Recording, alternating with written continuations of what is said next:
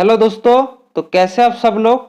आज हम post office के जो सेविंग स्कीम होता है S B R D T D ऐसे से, तो आज हम उनके बारे में बात करेंगे। तो पहला है पोस्ट ऑफिस सेविंग्स अकाउंट। तो एस बी जो है, एस बी का interest payable, rates, periodicity, minimum minimum account क्या होना चाहिए, आज हम उनके बारे में बात कर सकते हैं। तो पोस्ट ऑफिस के जो सेविंग्स अकाउंट होते हैं उसके जो इंटरेस्ट है, इंटरेस्ट पेएबल है 4% पर एनम। तो 4% पर एनम ऑन इंडिविजुअल और जॉइंट अकाउंट। तो एक इंडिविजुअल और जॉइंट अकाउंट में 4% पर एनम में इंटरेस्ट दिया जाता है एसबी में। एसबी में तो सेविंग्स अकाउंट में 4% पर एनम, एक इंडिविजुअल और जॉइंट अकाउंट में इंटरेस्ट दिया जाता है। मिनिमम क्या अमाउंट होना चाहिए एक सेविंग्स अकाउंट में? 500 रुपीज़। तो 500 रुपीज़ INR होना चाहिए एक सेविंग्स अकाउंट में, मिनिमम होना चाहिए। तो एसबी का फीचर्स क्या है? तो साइलेंट फीचर्स क्या है? Who can open. तो एसबी कौन कौन ओपन कर सकते हैं? तो कौन कौन ओपन कर सकते हैं? ए सिंगल एडल्ट, जो जिनका 18 साल हो गया है तो सिंगल एडल्ट ओपन कर सकते हैं। 2 एडल्ट जॉइंट ए और जॉइंट बी, 2 एडल्ट ओपन कर सकते हैं जॉइंट ए और जॉइंट बी में। ए guardian on behalf of minor. तो अगर कोई माइनर अकाउंट ओपन करना चाहते हैं सेविंग्स तो गार्जियन के बिहाफ में ओपन कर सकते हैं। ए guardian on behalf of person on off unsound mind. तो अगर कोई अनसाउंड माइंड, अगर कोई नहीं सुन सकते हैं तो उसके लिए गार्जियन के बिहाफ में उस व्यक्ति अकाउंट खोल सकते हैं। ए minor about 10 years in his own name only one. तो एक माइनर जिसके 10 साल हो गए हैं वो अपने नाम से अकाउंट खोल सकते हैं। Only one account can be open by an individual as a single account. तो एक ही अकाउंट खोल सकते हैं एक इंडिविजुअल द्वारा। तो एक व्यक्ति द्वारा एक ही सेविंग्स अकाउंट खोल सकते हैं। Only one account can B opened in the same in the name of minor or above 10 years age self person of unsound mind। तो एक ही अकाउंट खोल सकते हैं अगर माइनर हो तो और above 10 years एज हो तो, और पर्सन ऑफ अनसाउंड माइंड जो सुन नहीं सकते, सबके लिए एक ही अकाउंट खोल सकते हैं। इन case of death of a joint holder the surviving holder will be the sole holder and if. तो क्या बोला है? अगर कोई जॉइंट होल्डर में किसी एक व्यक्ति का डेथ हो गया तो उसके जो और एक होल्डर है, और एक जॉइंट अकाउंट में जो और एक होल्डर होता है तो वो सोलो होल्डर होगा। तो वो अकाउंट सिंगल हो जाएगा। If surviving holder already has single account in his or name तो joint account have to be close. तो अगर उस व्यक्ति का कोई सिंगल अकाउंट हो तो क्या बोला है? अगर if surviving holder already have joint account in his बार में joint account have to be close. तो अगर उस व्यक्ति का कोई सिंगल अकाउंट है तो वो जो जॉइंट अकाउंट है वो क्लोज किया जाता है। Conservation of single to joint account और vice versa is not allowed. तो सिंगल से जॉइंट अकाउंट और जॉइंट से सिंगल अकाउंट अलाउ नहीं किया जाता है। ठीक है फ्रेंड्स। तो अगर सिंगल से जॉइंट अकाउंट करना है तो, जॉइंट से सिंगल अकाउंट करना है तो वो नहीं किया जाता है, नॉट अलाउड है। Nomination is mandatory eight the time of opening of account. तो क्या बोला है? नॉमिनेशन मैंडेटरी है अकाउंट खोलने के समय। तो अकाउंट खोलने के समय नॉमिनेशन मैंडेटरी है, नॉमिनेशन अनिवार्य है। Minor after attaining majority has to submit fresh account opening form and KYC documents to his or her name at concerned post office for conservation in his or her name। तो क्या बोला है? Minor जो major प्राप्त करते हैं तो उसको जो account opening form and KYC document उसके नाम से देना चाहिए। ठीक है friends. Deposit withdrawal all deposit and withdrawal shall be in 4 rupees only. तो क्या बोला है? डिपॉजिट विड्रॉल जो है, डिपॉजिट और विड्रॉल जो है वो 4 रुपीज में होना चाहिए। कोई पॉइंट, हाफ इस रुपीज़ में नहीं होना चाहिए, तो होल रुपीज़ में होना चाहिए। मिनिमम डिपॉजिट अमाउंट, तो मिनिमम डिपॉजिट अमाउंट क्या होना चाहिए 500। तो सेविंग्स अकाउंट का जो मिनिमम डिपॉजिट अमाउंट है वो 500 है। Subsequent deposit not less than 10 rupees. तो 10 रुपये से कम डिपॉजिट नहीं होना चाहिए। तो 10 रुपया से कम डिपॉजिट नहीं होना चाहिए। और मिनिमम डिपॉजिट अमाउंट क्या कितना है 500 रुपीज़ एक सेविंग्स अकाउंट में। मिनिमम विड्रॉल अमाउंट है 50 रुपीज़। तो 10 रुपये से कम नहीं डिपॉजिट होना चाहिए और 50 रुपये से ज़्यादा 50 रुपये से कम नहीं विड्रॉल नहीं होना चाहिए। तो 50 मिनिमम विड्रॉल अमाउंट है 50 रुपीज़ और मिनिमम जो डिपॉजिट अमाउंट है वो है 500 rupees. Subsequent deposit not less than 10 rupees.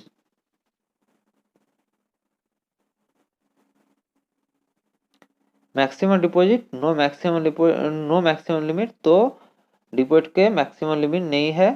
No withdrawal limit will be permitted which effect reducing a minimum balance ₹500। तो क्या बोला है, अगर कोई व्यक्ति का मिनिमम बैलेंस 500 से कम है तो उसको विड्रॉल नहीं किया जाता है, उसका जो अमाउंट है वो विड्रॉल नहीं किया जाता है।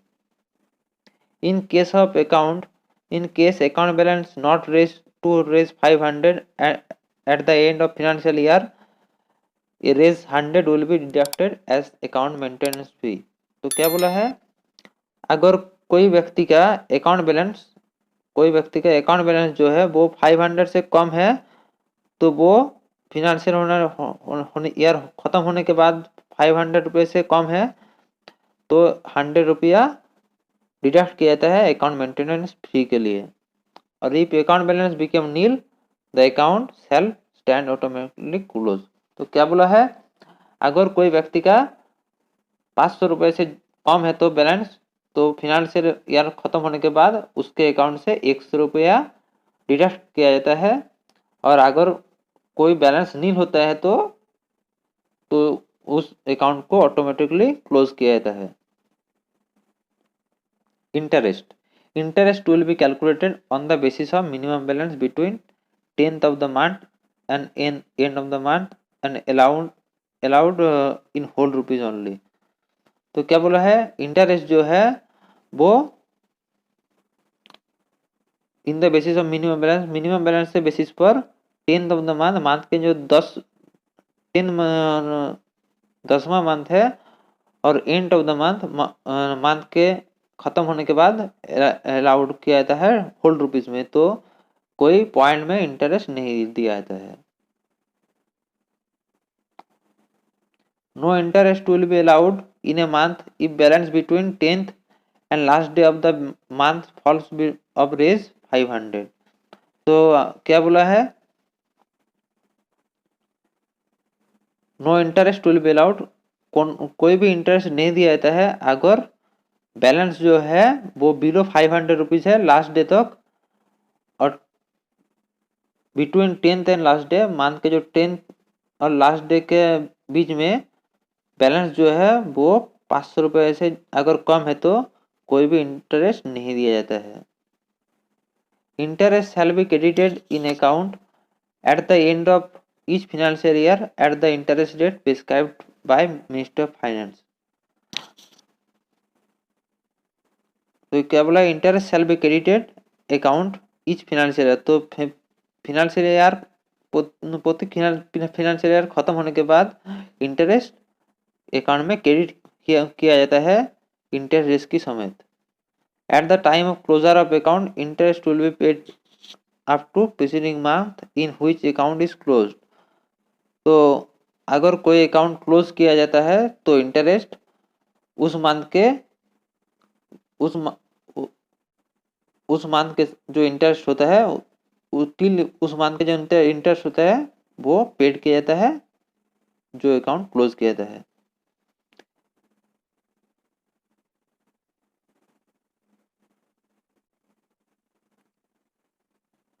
और टैक्स का जो छूट है इनकम टैक्स एक्ट के द्वारा वो है 10,000 earn 10,000 earn in a financial year एक्सटेम फ्रॉम टैक्सेबल अमाउंट। तो इंटरेस्ट जो है वो 10,000 से अगर कम हुआ है तो वो टैक्स का छूट होता है, अगर 10,000 से ज़्यादा होता है तो वो टैक्स के अंदर आता है। ठीक है फ्रेंड्स।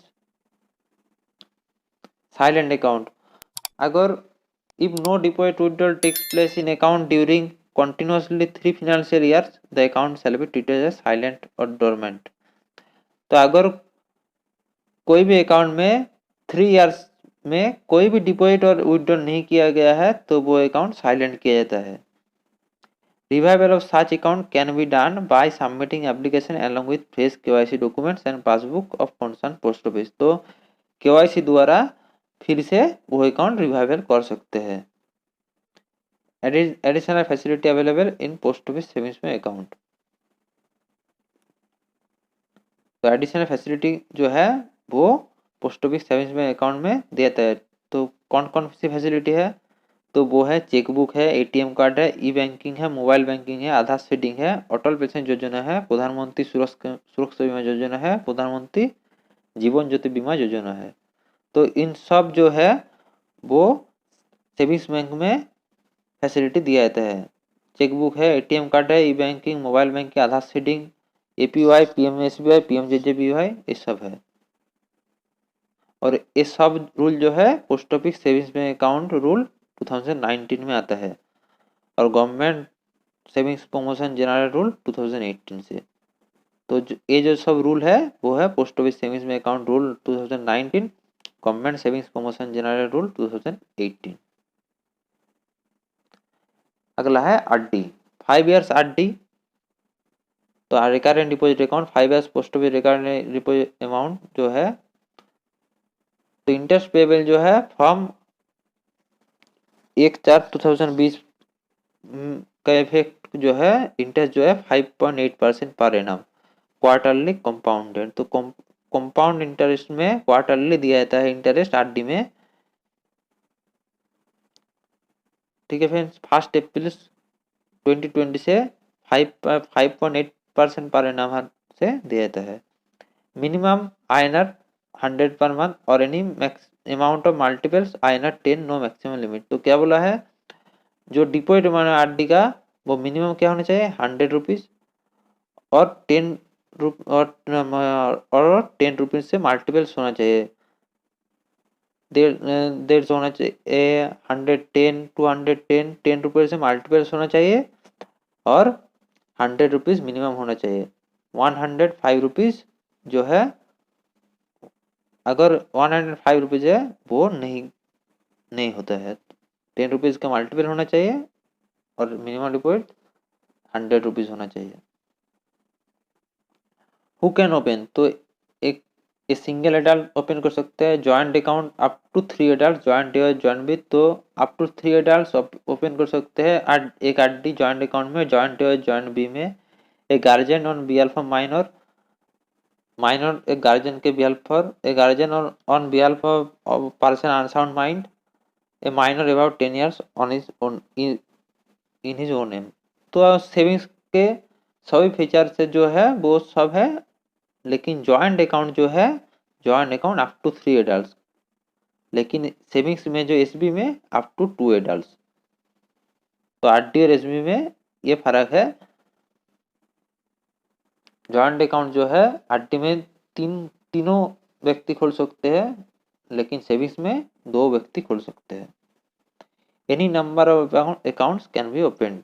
तो सेविंग्स में एक ही अकाउंट खोल सकते हैं, आरडी में कोई भी नंबर मैक्सिमम लिमिट नहीं होता है, वो किसी भी तरह अकाउंट खोल सकते हैं, एनी नंबर खोल सकते हैं। 10 खोल सकते हैं 10, 100 खोल सकते हैं तो 100, वो मैक्सिमम लिमिट नहीं है। Deposit account can be opened by cash and cheque. In case of cheque the date of deposit shall be date and clearance of the cheque. तो कैश और चेक दोनों में अकाउंट ओपन किया जाता है। अगर चेक से ओपन किया जाता है तो चेक का जो डिपॉजिट डेट होता है वो क्लियर चेक होना चाहिए। ठीक है friends.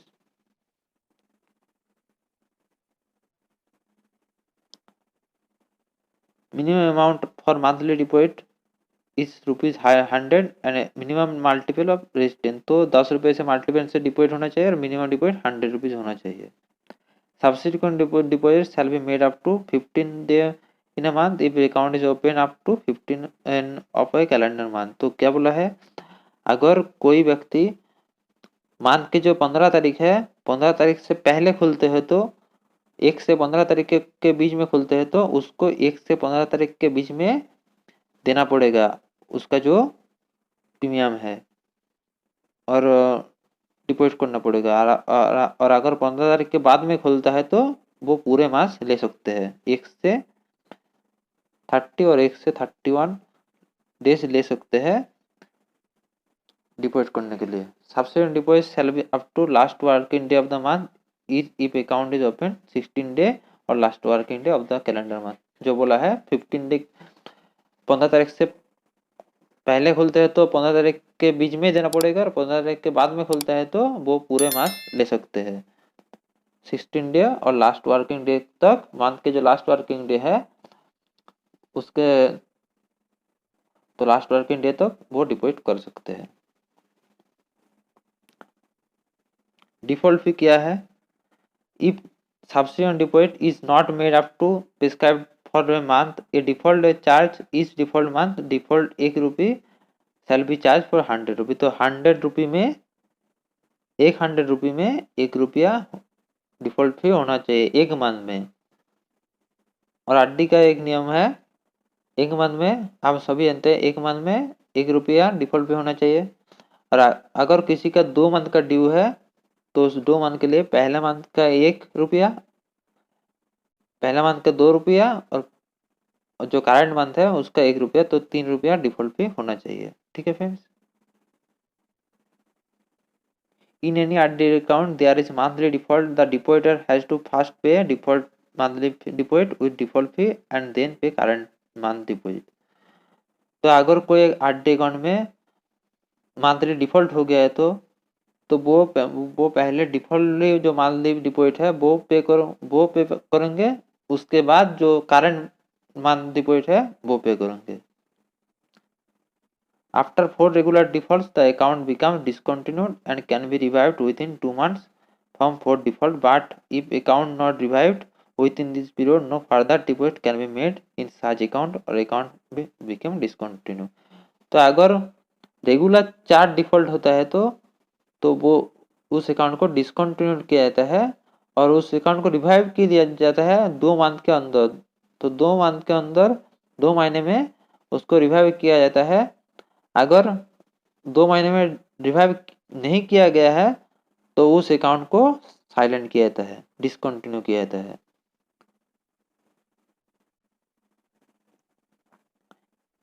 If there are not more than 4 defaults in monthly deposit, the account holder may his option extend the maturity period or account by as many months as the number of defaults or deposit the defaulted amount installment during the extended period। तो अगर 4 default से कम not more than 4 default से कम हुआ है तो monthly deposit तो account holder extend अपना जो मैच्योरिटी पीरियड है वो एक्सटेंड कर सकते हैं और उसके जो डिफॉल्ट अमाउंट है वो अगले मंथ में डिपॉजिट हो जाएगा।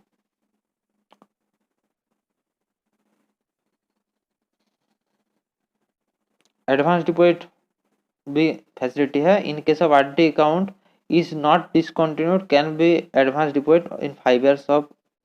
तो अगर आरडी अकाउंट में डिसकंटिन्यू नहीं होता है तो अगर एडवांस डिपॉजिट 5 years में दिया जाता है तो। और एडवांस डिपॉजिट में रिबेट क्या है, rebate on advance deposit at least 6 instalment in. तो 6 अगर 6 मास के जो डिपॉजिट है वो एक महीने में 6 महीने का जो डिपॉजिट है वो 1 महीने में दिया जाता है तो ₹100 का रिबेट है ₹10। 6 मंथ का 12 6 मंथ का और 12 मंथ का क्या है ₹40। ठीक है फ्रेंड्स। तो जो ₹100 का डिनोमिनेशन है उसका रिबेट है ₹10 6 महीने के लिए और 12 महीने के लिए ₹40। अगर कोई व्यक्ति 6 महीने के लिए जो 100 महीने का 100 डिनोमिनेशन का है 100 रुपया डिपॉजिट करते हैं 600 रुपया, तो वो 10 रुपया रिबेट पे देता है, तो 590 रुपीज़ उसको डिपॉजिट किया जाता देना पड़ता है। और उस व्यक्ति अगर 12 महीने के लिए अगर डिपॉजिट किया जाता है तो वो उसको 1200 रुपया नहीं दिया जाता है, तो 1200 माइनस 40 इक्वल टू 1160 रुपीज़ वो देना पड़ता है।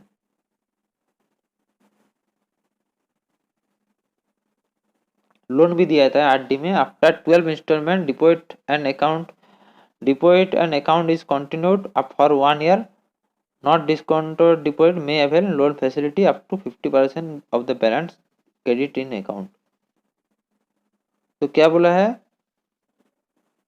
12 इंस्टॉलमेंट के बाद अगर अकाउंट कंटिन्यू होता है तो, और 1 साल के लिए अकाउंट डिसकंटिन्यू होता है तो डिपॉजिटर का, तो उसको जो क्रेडिट उसको उसका जो बैलेंस जो है, उसका जो क्रेडिट बैलेंस है, तो उसके जो 50% है वो लोन दिया जा सकते हैं। तो अगर कोई व्यक्ति का 12 महीने में 1200 रुपया है तो उसको जो 50% है 600 रुपया वो लोन दिया जा सकते हैं अगर अकाउंट डिसकंटिन्यू नहीं किया गया है तो। Loan can be repaid in one lump sum और इक्वल मंथली इंस्टॉलमेंट में, और एक एक वन लम सम में रिपेड किया जा सकते हैं। और interest on loan will be applicable as 2% plus RD interest, rest applicable to RD account. तो इंटरेस्ट क्या है, इंटरेस्ट क्या देना पड़ता है 2% प्लस आरडी का जो इंटरेस्ट होता है तो वो उस इंटरेस्ट को देना पड़ता है। तो 5.8% है आरडी का interest plus 2% equal to 7.8% interest अब देना पड़ता है।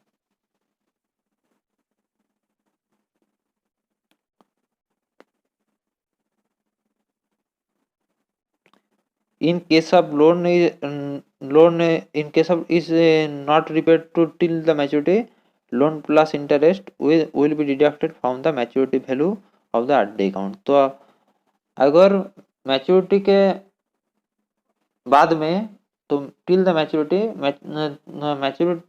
मैच्योरिटी के समय अगर लोन रिपेड किया नहीं जाता है तो जो मैच्योरिटी वैल्यू है उसको डिडक्ट किया जाता है।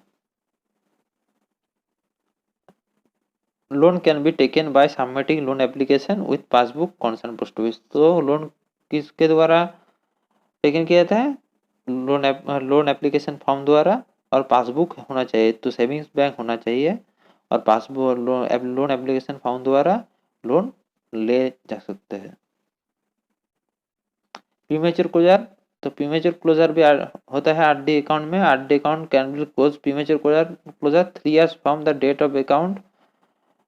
तो date of account open account में से 3 years होने के बाद में प्रीमेच्योर किया जा सकते हैं।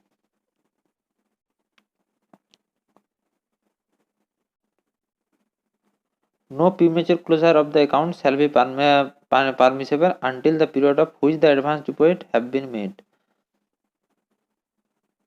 तो क्या बोला है, प्रीमेच्योर क्लोजर नहीं किया जा सकता है अगर कोई व्यक्ति का एडवांस डिपॉजिट 3 साल से ज़्यादा है तो जो अगर कोई व्यक्ति 3 साल में प्रीमेच्योर कर सकते हैं तो वो एडवांस डिपॉजिट अगर दे गया है तो वो प्रीमेच्योर नहीं किया जाता है। मैच्योरिटी क्या है, 5 years 60 मंथली डिपॉजिट, तो 60 महीने डिपॉजिट करना पड़ता है 5 years में, उसके बाद मैच्योरिटी हो जाता है। RD account can be written up to 5 years from the date of maturity without deposit also। तो क्या बोला है, RD account 5 साल के बाद फिर से रिटर्न किए जा सकते हैं डेट ऑफ मैच्योरिटी के, from the date of maturity से 5 years के बाद फिर से रिटर्न किया जा सकता है। और क्या बोला, repayment on the death of account holder, तो अकाउंट होल्डर का डेथ होता है तो वो रीपेमेंट किया जा सकता है। On the death of account holder nominee can submit claim at the concern post office and get the eligible balance on such at the account. तो क्या बोला है, तो अगर कोई व्यक्ति का डेथ हो गया है तो वो उसका जो नॉमिनी है वो अपने पोस्ट ऑफिस में एलिजिबल बैलेंस पा सकते हैं, क्लेम कर सकते हैं और एलिजिबल बैलेंस पा सकते हैं। और उसके जो रूल है रिकरेंट डिपॉजिट का वो है national and savings recurrent deposit account rules 2019। तो फ्रेंड्स आज हम सेविंग्स के और रिकरेंट डिपॉजिट के अब आज हम क्वेश्चन किए हैं। तो वो वीडियो को अच्छा लगा तो वीडियो जरूर लाइक करें और चैनल को जरूर सब्सक्राइब करें। Thanks for watching. जय हिंद।